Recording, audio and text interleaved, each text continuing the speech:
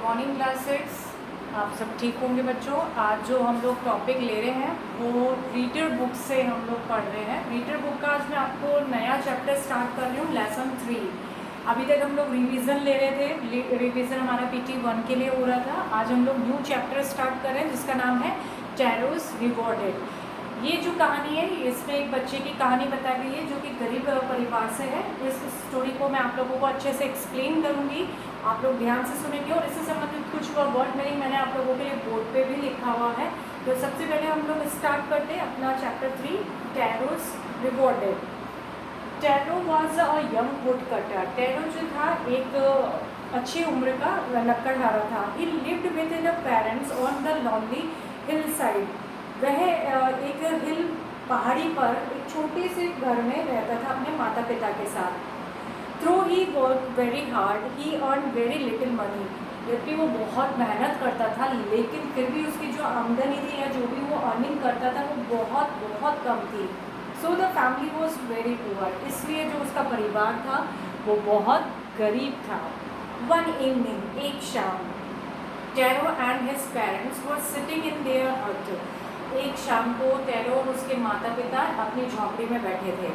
A cold strong wind was blowing. उसी शाम बर्फीली हवाएं चल रही थी। Taro's father wished he had a cup of the sake to warm him. Taro के पिता ने एक प्याला साकी, जो कि एक प्रकार का पीने का एक पदार्थ होता है, आप उसको एक ड्रिंक कह सकते हैं, उसकी उन्होंने इच्छा जताई। Tarot could not by the expensive drink for his old father. लेकिन जो टैरो था वो अपने पिता की इस महंगी ड्रिंक के लिए लाने के लिए समर्थ नहीं था। वो जानता था कि उसकी इतनी अर्निंग ही नहीं है कि वो ये ड्रिंक खरीद सकता है। He become very sad. ये सोच के ही वो बहुत दुखी हुआ। He decided to work harder than before. उसने विचार किया कि इसके लिए अब चाहे उसे और ज़्यादा मेहनत क्यों ना करनी पड़े, वो मेहनत ज़रूर करेगा। नेक्स्ट मॉर्निंग, अगली सुबह, he went to the forest earlier. अगली सुबह वो बहुत जल्दी जंगलों की तरफ निकल गया। He felt tired working by noon. और उसको काम करते करते दोपहर हो गई और वो थक गया। Its mouth was dry. और उसका मुंह भी बहुत सूखने लगा। He felt thirsty. वो बहुत प्यासा महसूस करने लगा। Suddenly he hear the some sound of the rushing water. अचानक उसे कुछ पानी गिरने जैसी आवाज़ सुनाई दी।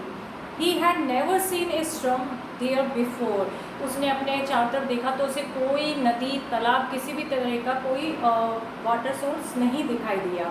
ही run to the waterfall behind a rock. जैसे वो और आगे बढ़ा तो उसने देखा एक बहुत बड़ी चट्टान के पीछे की तरफ एक वाटरफॉल होता है झरना, वो बह रहा है।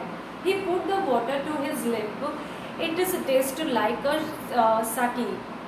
जैसे उसने पानी अपने होठों पे लगाया, उसने मुंह पानी पीना शुरू किया तो उसको उस पानी का टेस्ट कैसा लगा, जैसा कि वैसे ड्रिंक का जो उसके फादर ने डिमांड की थी, जिसका नाम क्या था, साकी, वो वैसा ही उसको टेस्ट लगा। Tarot quickly feel this is the picture with that the water.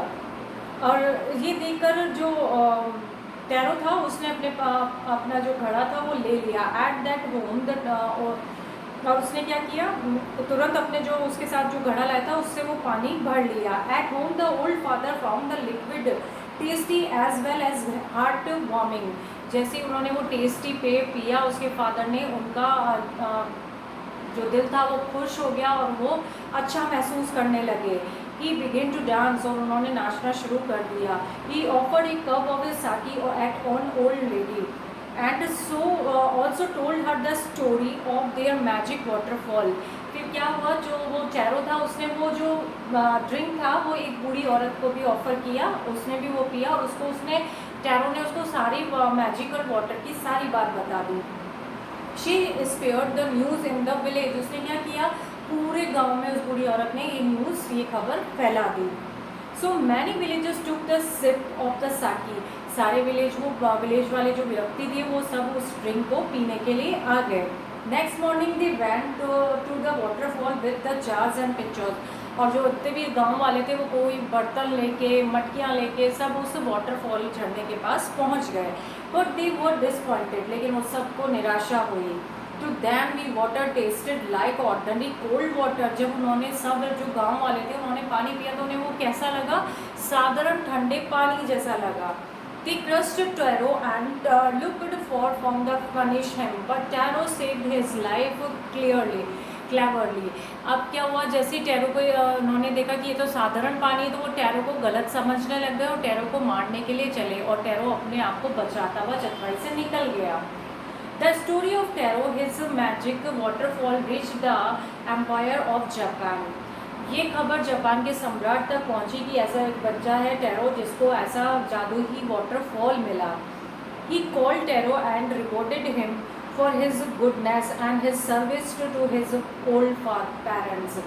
जब सम्राट ने उसको अपने महल में बुलाया, उन्होंने उसकी पूरी बात सुनी और उनको बहुत प्रशंसा हुई। उन्होंने उसको एक पुरस्कार दिया और सम्मान किया अपने क्योंकि उसने अपने माता पिता की इच्छाओं को पूरा करने के लिए पूरा प्रयास किया। He named the city's best fountain after Taro, और उस शहर के उस झरने का नाम और शहर का नाम टैरो रख दिया गया।